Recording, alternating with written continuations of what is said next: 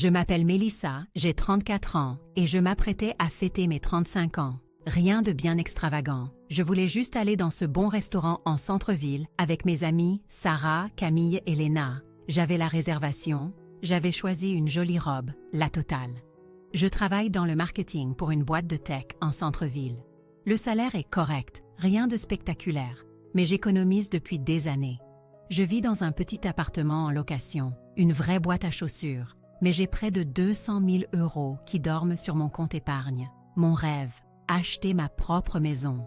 Je suis obsédée par les annonces immobilières. Je fais des visites les week-ends, tout le programme. Ma situation familiale est compliquée. Il y a mes parents, évidemment, et mon grand frère Julien, qui a 37 ans. Julien est marié à une femme nommée Lise et ils ont 2 enfants, Emma, qui a 8 ans, et Théo, qui en a 6. Julien a toujours été l'enfant chéri, si vous voyez ce que je veux dire. À en croire mes parents, ils ne pouvaient rien faire de mal. Moi, j'ai toujours eu l'impression d'être juste là, vous savez, comme un bruit de fond dans leur petite photo de famille parfaite. Julien a monté sa propre entreprise il y a quelques années, un truc dans le conseil. Je n'ai jamais vraiment compris ce qu'il faisait, mais il parlait toujours de la façon dont il allait percer. Mes parents étaient si fiers. Ils n'arrêtaient pas de se vanter de leur fils entrepreneur. Pendant ce temps, moi, avec mon emploi stable et mon compte épargne bien rempli, ils le remarquaient à peine. Bref, 2 semaines avant mon anniversaire, j'étais déjà en train d'échanger des textos avec les filles sur ce qu'on allait commander au restaurant quand mon téléphone sonne. C'est ma mère. « Salut Mélissa, comment vas-tu ?» me dit-elle, ce qui est bizarre car elle n'appelle jamais juste pour papoter. « Je vais bien, maman. Qu'est-ce qui se passe ?» « Eh bien, ton père et moi avons discuté et nous aimerions vraiment que tu fêtes ton anniversaire ici à la maison cette année. Tu sais, juste en famille, rien de chic. » Je suis restée bouche bée. Ces gens avaient oublié mon anniversaire l'année dernière. Complètement oublié. J'avais dû le leur rappeler 3 jours plus tard en appelant pour prendre des nouvelles de papa après son opération du dos. Et maintenant, ils voulaient m'organiser une fête. « J'ai déjà prévu quelque chose avec mes amis, lui ai-je dit. On va dans ce nouveau restaurant italien en centre-ville. »« Oh, mais Mélissa, ça nous ferait tellement plaisir. Julien et Lise seront là avec les enfants. On pourrait tous être ensemble pour une fois. » Assise là, je me demandais quand, pour la dernière fois, ils s'étaient souciés que nous soyons tous réunis pour mon anniversaire. D'habitude, c'est juste un coup de fil rapide et peut-être une carte avec un billet de 20 € dedans, si j'ai de la chance. Mais il y avait quelque chose dans sa voix. Comme si elle le voulait vraiment. Et honnêtement, malgré tout, j'avais encore besoin de leur approbation. Je sais. J'ai 34 ans et j'essaie toujours que mes parents me remarquent. C'est pathétique, mais c'est comme ça. Je ne sais pas, maman. J'ai déjà fait la réservation. S'il te plaît, ma chérie, ça signifierait vraiment beaucoup pour ton père et moi. On veut faire quelque chose de spécial pour toi. Après avoir raccroché, j'ai immédiatement appelé Sarah pour lui annoncer le changement de programme. Elle n'était pas contente du tout. « Mélissa, ma belle, tu sais comment ils sont. Quand est-ce qu'ils t'ont déjà fait passer en premier ?» Elle n'avait pas tort. En grandissant, chaque matin de Noël tournait autour de la réaction de Julien à ses cadeaux. Chaque dîner de famille tournait autour des notes de Julien, de la petite amie de Julien, des perspectives d'emploi de Julien. J'ai appris très tôt à simplement sourire, hocher la tête et ne pas attendre beaucoup d'attention. Mais quand même, peut-être qu'ils étaient en train de changer. Peut-être qu'ils réalisaient enfin qu'ils m'avaient négligé toutes ces années. « Ce n'est qu'un anniversaire », ai-je dit à Sarah. « Peut-être que ce sera différent cette fois. »« Si tu le dis. Mais je garde ma soirée de samedi de libre au cas où tu aurais besoin d'une sortie de secours. » Les 2 semaines suivantes sont passées à toute vitesse. Le samedi est arrivé et j'ai passé beaucoup trop de temps à me préparer. J'ai mis cette robe bleue que Lise, la femme de Julien, avait complimentée une fois. Je me suis bien coiffée. J'ai acheté le gâteau, un chocolat avec un fourrage à la framboise. Il m'a coûté près de 80 €, mais il était magnifique. En conduisant vers la maison de mes parents, j'ai ressenti un étrange mélange d'excitation et d'appréhension. Et si c'était enfin l'anniversaire où ils allaient vraiment me faire sentir spéciale, mais aussi, et si ce n'était qu'une autre déception? Leur maison se trouve dans un quartier pavillonnaire en banlieue. Rien de luxueux, mais c'est là que j'ai grandi. Je me suis garée dans l'allée et j'ai vu la voiture de Julien déjà là. Le monospace de Lise aussi. Toute la bande était réunie. J'ai attrapé la boîte à gâteaux et je me suis dirigée vers la porte d'entrée. Avant même que je puisse frapper, ma mère a ouvert avec un immense sourire. « Mélissa, joyeux anniversaire, ma chérie. » Je suis entrée et, je vous jure, j'ai failli laisser tomber le gâteau. Le salon était décoré. Il y avait des ballons, des serpentins et même une grande bannière qui disait « Joyeux 35e anniversaire, Mélissa » en lettres pailletées. Je suis restée là 1 minute, à regarder, stupéfaite. En 34 ans, je n'avais jamais vu mon nom sur une bannière d'anniversaire dans cette maison. Pas une seule fois. « Ça te plaît ?» a demandé ma mère, et elle avait l'air vraiment nerveuse, comme si mon avis comptait. « C'est vraiment très gentil, maman. »« Merci. » Julien s'est approché et m'a serré dans ses bras. « Joyeux anniversaire, sœurette. Tu es superbe. » Lise est apparue de la cuisine, suivie d'Emma et Théo. « Joyeux anniversaire, Tati Mélissa. » On a aidé à accrocher les décorations. J'ai senti une boule étrange se former dans ma gorge. Quand, pour la dernière fois, quelqu'un dans cette famille avait-il été enthousiaste à propos de quelque chose qui me concernait? « J'ai apporté un gâteau », ai-je dit en tendant la boîte. « Oh, quelle attention !» Ma mère l'a prise. « Je vais le mettre dans la cuisine. Viens, asseyons-nous. Le dîner est presque prêt. » Et c'est là que j'ai senti cette odeur. Tous mes plats préférés. Le bœuf bourguignon que maman faisait quand j'étais petite, sa fameuse purée à l'ail, un gratin de haricots verts, des plats qu'elle n'avait pas fait depuis des années. Nous nous sommes tous assis à la table de la salle à manger, qui était dressée avec le beau service. Le vrai beau service, qui ne sortait habituellement que pour Noël et les grandes occasions. Je n'en revenais pas. Mon père a levé son verre. À Mélissa. Joyeux 35e anniversaire. Tout le monde a trinqué et j'ai senti une chaleur se répandre dans ma poitrine. Peut-être que je m'étais trompée à leur sujet. Peut-être qu'ils tenaient vraiment à moi. Mon père était exceptionnellement bavard, me posant des questions sur mon travail et écoutant réellement mes réponses. Julien faisait des blagues et même Lise semblait plus détendue que d'habitude. Les enfants étaient sages, me parlant de l'école et de leur match de foot. Puis ma mère a commencé avec les anecdotes. « Oh, vous vous souvenez quand Mélissa avait 7 ans et qu'elle a essayé de nous faire un gâteau pour la fête des mères ?» dit-elle en riant. Elle avait mis de la farine partout, même dans ses cheveux. Je souriais, pensant que c'était agréable. Enfin, un peu d'attention sur moi et mes souvenirs. Et elle était si fière de ce petit gâteau tout cabossé, ajoute mon père. Elle l'avait décoré avec ses petites fleurs en plastique de sa boîte à jouets. Attendez, ce n'était pas moi, c'était Julien.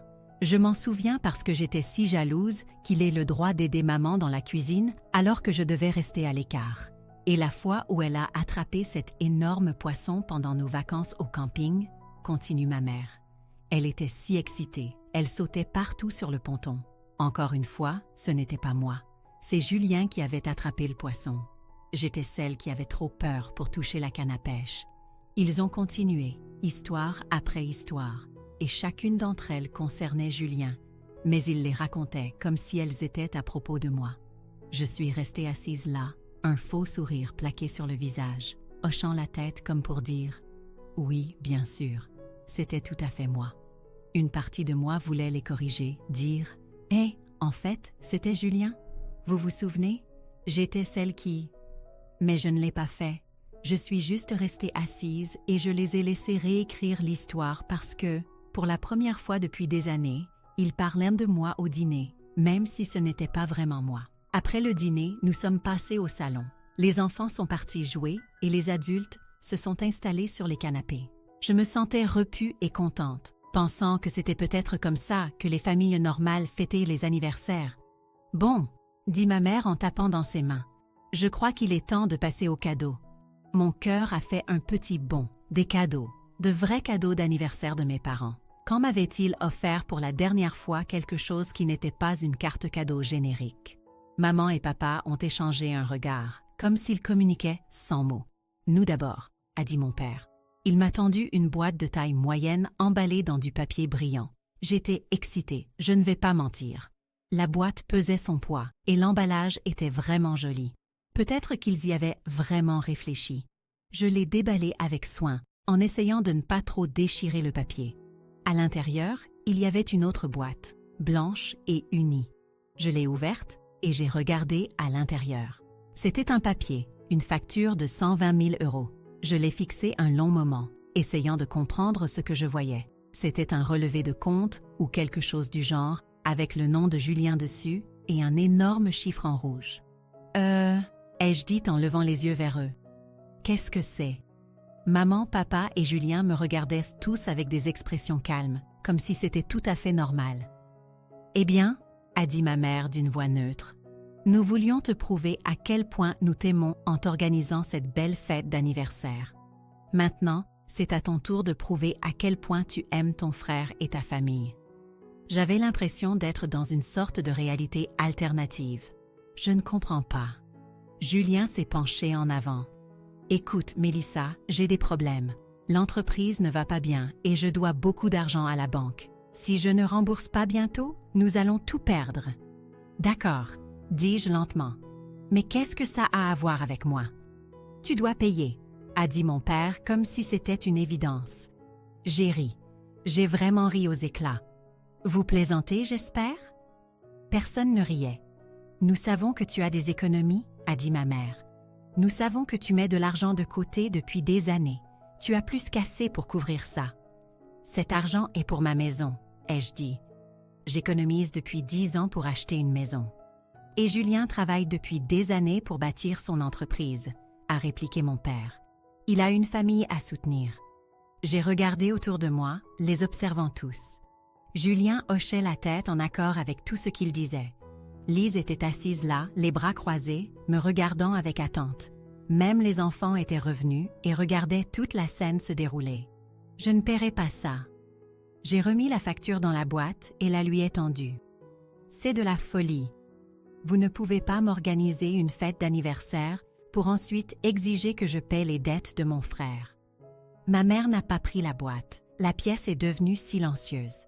Nous savons que tu as environ 200 000 € de côté, a dit mon père. Nous savons que tu regardes des maisons, mais Julien a 2 enfants, Mélissa, 2 enfants qui ont besoin d'un foyer stable. Et toi, a ajouté ma mère, tu n'as pas d'enfants, tu n'en auras peut-être jamais. Alors, tu devrais te rendre utile à cette famille et aider ton frère. J'ai eu l'impression de me prendre une gifle. Vous êtes sérieux là? On ne peut plus sérieux, a dit Julien. Je suis sur le point de tout perdre. Et toi, tu es assise sur tout cet argent pour une maison de rêve dont tu n'as peut-être même pas besoin. Ce n'est pas une maison de rêve, ai-je dit, ma voix montant. C'est mon avenir. Et c'est ce pourquoi je travaille depuis des années. L'avenir de ton frère est plus important en ce moment, a dit ma mère froidement. Je me suis levée, tenant toujours la boîte. Non, absolument pas. Je ne ferai pas ça. La température dans la pièce a chuté de 10 degrés. Tout le monde me dévisageait comme si je venais d'annoncer que je rejoignais une secte. Nous sommes une famille, a dit Lise. La famille s'entraide. Une famille ne tend pas d'embuscade avec de fausses fêtes d'anniversaire pour ensuite exiger les économies d'une vie, ai-je rétorqué. Ma mère s'est levée aussi, le visage devenant rouge. Si tu n'aides pas ton frère, alors tu ne fais pas partie de cette famille. Très bien, ai-je dit. Alors je suppose que je ne fais pas partie de cette famille. J'ai posé la boîte sur la table basse et je me suis dirigée vers la porte. Derrière moi, j'entendais mon père crier quelque chose à propos de me déshériter, mais je ne me suis pas retournée. J'ai juste attrapé mon sac et mon manteau et j'ai continué à marcher. Au moment où j'ai atteint la poignée de la porte, quelque chose a heurté l'arrière de mes jambes. J'ai baissé les yeux et j'ai vu du gâteau. Mon gâteau si cher, éclaboussé sur mes chaussures et le sol. Je me suis retournée et j'ai vu Julien, les mains vides et un sourire satisfait sur le visage. « Oups !» a-t-il dit. Je n'ai même pas répondu. Je suis sortie et j'ai refermé la porte derrière moi. J'ai conduit jusqu'à chez moi avec du gâteau sur les chaussures et ce sentiment étrange de vide dans la poitrine, comme si j'aurais dû pleurer ou crier ou quelque chose, mais je me sentais juste anesthésiée. Ce n'est qu'une fois de retour dans mon petit appartement, assise sur mon canapé, que tout m'est tombé dessus. J'ai fondu en larmes. Pas des pleurs normaux, mais ces pleurs incontrôlables, avec les épaules qui sanglotent, le genre où on n'arrive plus à respirer. J'étais tellement en colère contre moi-même d'être tombée dans leur piège. Je me sentais si idiote. Le lendemain, je me suis mise en arrêt maladie. Je ne pouvais pas supporter de mettre des vêtements professionnels et de faire comme si de rien n'était. À la place, j'ai appelé Sarah. « Salut, tu es libre pour déjeuner? On peut se retrouver chez Romano dans 1 heure? Je quitte déjà le travail. À tout de suite. » Chez Romano est ce petit restaurant italien près de mon bureau où nous allons quand l'une de nous a besoin d'une thérapie d'urgence entre amis. Sarah était déjà là quand je suis arrivée. Elle a jeté un coup d'œil à mon visage et a commandé une bouteille de vin. « Ok, raconte. Qu'est-ce qu'ils ont fait? » Je lui ai tout raconté. Les décorations, le dîner, les faux souvenirs, et puis la facture. Au moment où j'en suis arrivée à Julien qui me jette le gâteau, Sarah serrait son verre de vin si fort que j'ai cru qu'il allait se briser. Ils t'ont organisé une fausse fête d'anniversaire juste pour te flatter, et ensuite ils t'ont demandé de payer une dette de 120 000 €? Exigé. Ils n'ont pas demandé. Et quand tu as dit non, ils t'ont littéralement jeté du gâteau dessus. Julien l'a fait, mais personne ne l'a arrêté. Sarah s'est adossée à sa chaise et a secoué la tête. « Mélissa, ma belle, ces gens sont toxiques. Genre, vraiment toxiques. Tu dois les rayer de ta vie. » Camille et Léna sont arrivées environ 20 minutes plus tard. Sarah leur avait envoyé un texto et elles avaient toutes les deux quitté le travail plus tôt pour venir me soutenir. Après que j'ai raconté l'histoire à nouveau, elles étaient toutes les 3 prêtes à marcher jusqu'à la maison de mes parents pour commencer à distribuer des coups. « Tu sais ce que tu dois faire ?» a dit Léna. « Tu dois acheter cette maison. Montre-leur que tu ne vas pas les laisser gâcher ta vie. »« Exactement » a acquiescé Camille. « Ne les laisse pas gagner. » Pendant les 2 semaines suivantes, mon téléphone n'a pas arrêté de vibrer. Des textos de maman, des messages vocaux de papa, de longs messages de Julien. Tous me traitant d'égoïste, me disant que je détruisais la famille, que je regretterais cette décision. « Tu es incroyablement égoïste », disait un texto de maman. « Ton frère va tout perdre parce que tu refuses d'aider. Comment peux-tu vivre avec ça ?» Les messages de Julien étaient pires. J'ai toujours su que tu étais jalouse de moi, mais je n'aurais jamais pensé que tu essaierais de ruiner ma vie. Lise et les enfants vont se retrouver à la rue à cause de toi. J'ai supprimé chaque message sans répondre. J'en avais fini, complètement fini. Au lieu de me morfondre, j'ai appelé mon amie Rebecca, qui travaille dans l'immobilier. Je suis prête à acheter une maison. Tu peux m'aider à trouver quelque chose? Enfin, j'ai l'endroit parfait. Il vient d'arriver sur le marché hier. Elle m'a emmené le voir cet après-midi-là et je suis tombée amoureuse immédiatement. C'était une jolie petite maison avec 2 chambres, un porche et un jardin avec des arbres fruitiers. La cuisine était moderne, les salles de bain étaient belles et il y avait ce salon confortable avec une cheminée. « C'est parfait », ai-je dit à Rebecca. 2 semaines plus tard, je signais les papiers. Quand j'ai eu les clés, je me suis assise dans mon nouveau salon et j'ai pleuré à nouveau. Mais cette fois, c'était des larmes de joie. J'étais tellement excitée que j'ai posté des photos sur Instagram et Facebook. Juste quelques clichés du salon, de la cuisine et du jardin. « Nouvelle maison, nouveau chapitre », ai-je écrit. Enfin propriétaire. Mes amis ont immédiatement inondé les commentaires. « Si fière de toi. C'est magnifique. Hâte de voir ça en vrai. » Puis les commentaires de la famille ont commencé à arriver. « Maman. Quel égoïste d'acheter une maison pendant que ton frère perd la sienne. Julien, merci de faire passer ton confort avant ta famille. Tu es une sœur horrible. Lise, je ne m'attendais pas à ce genre de méchanceté de ta part, Mélissa. Ces enfants t'admirent. Et puis, les autres membres de la famille ont commencé à poser des questions. Que se passe-t-il? Pourquoi vous disputez-vous tous? Alors Julien et ma mère ont commencé à publier leur version de l'histoire. Mélissa a choisi d'acheter une maison au lieu d'aider sa famille dans le besoin. Certaines personnes ne se soucient que d'elles-mêmes, très déçues par ce comportement égoïste. Il me faisait passer pour un monstre, mais sans donner aucun contexte. Personne ne savait pour la fausse fête d'anniversaire. l'embuscade ou le fait qu'il m'avait littéralement jeté du gâteau dessus. J'étais furieuse, vraiment furieuse. Alors, j'ai fait une autre publication. Puisque les gens demandent ce qui se passe, voici la vérité. Mes parents, qui n'ont pas prêté attention à mon anniversaire depuis des années, m'ont soudainement invité pour une célébration familiale.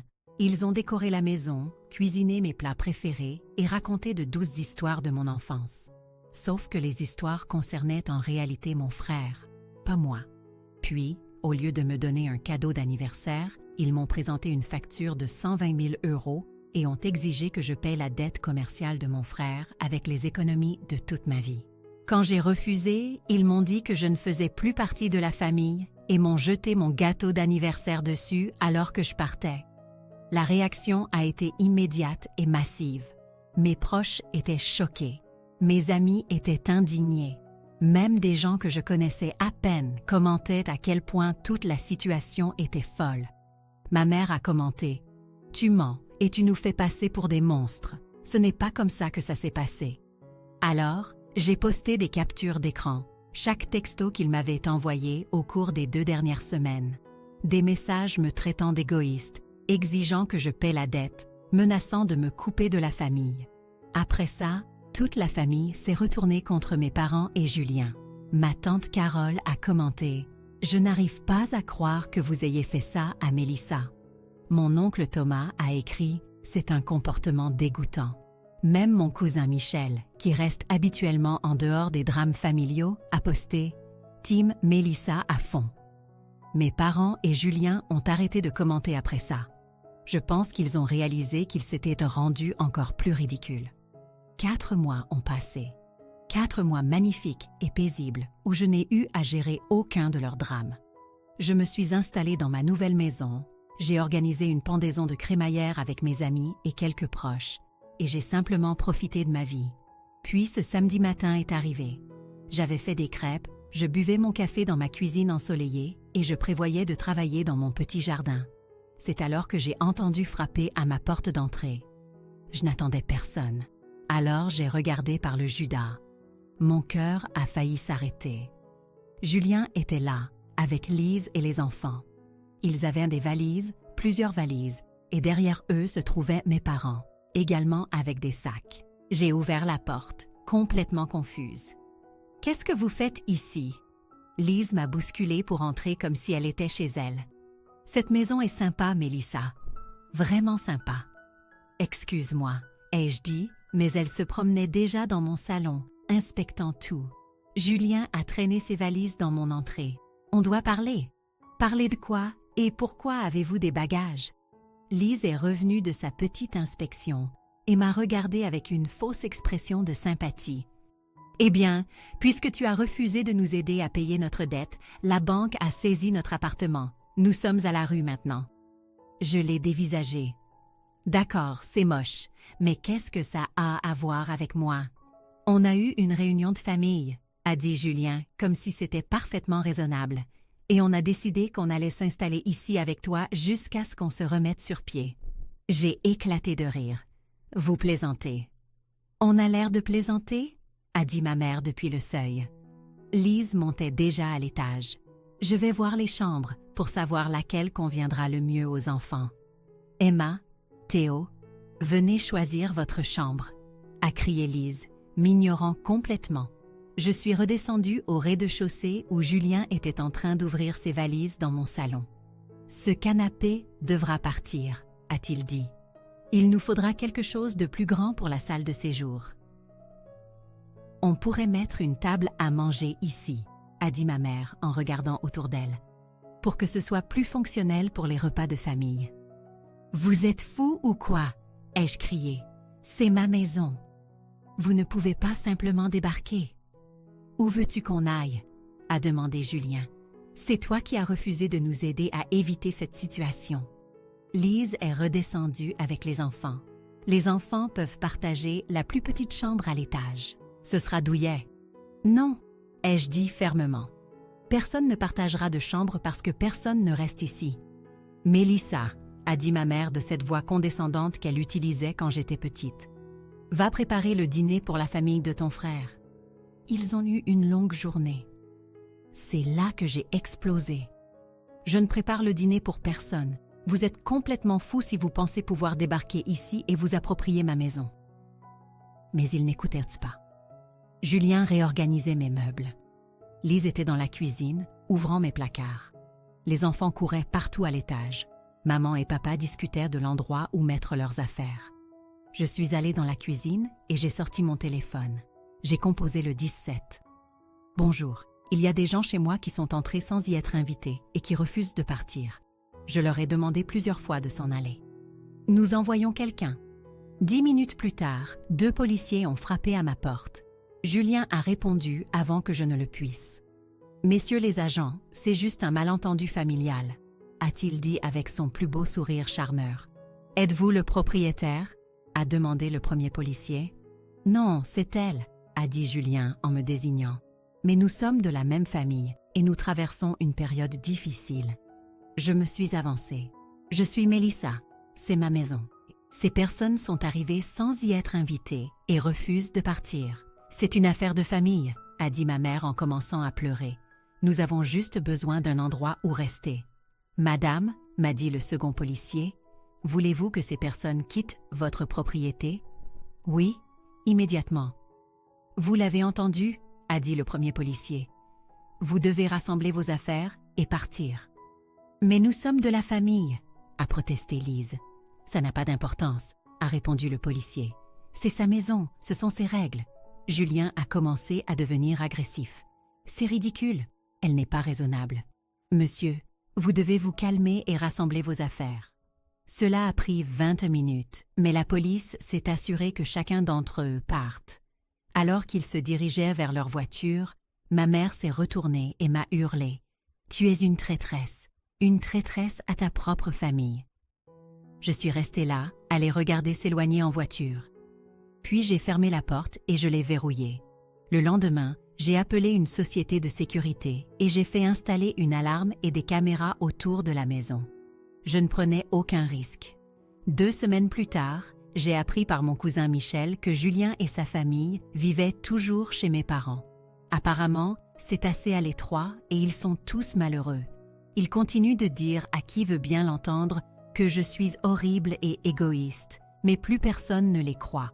Michel m'a dit que lors du dernier barbecue de famille, Julien n'arrêtait pas de raconter comment j'avais détruit sa vie et mon oncle Thomas lui a carrément dit de se taire. « Tu as créé tes propres problèmes, » a-t-il dit. « Arrête de blâmer ta sœur. » Même les propres parents de Lise lui auraient dit que ce qu'il m'avait fait était mal. Elle les a appelés pour leur demander de l'argent et ils ont dit non à cause de la façon dont ils m'avaient traité. Quant à moi, je vais très bien. J'adore ma maison.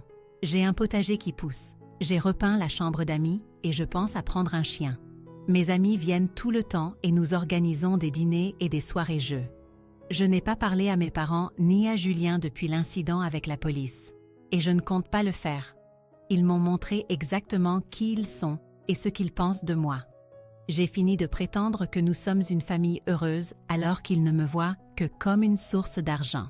Ce qui est drôle, c'est que je suis plus heureuse maintenant que je ne l'ai été depuis des années. Les rayer de ma vie a été la meilleure décision que j'ai jamais prise. J'aurais dû le faire il y a bien longtemps. Parfois, les gens me demandent s'il me manque ou si je regrette de ne pas avoir aidé Julien. La réponse est non. Ces gens qui prétendent m'aimer m'ont organisé une fausse fête d'anniversaire, juste pour me manipuler, puis m'ont littéralement jeté du gâteau dessus quand je n'ai pas voulu leur donner les économies de toute ma vie.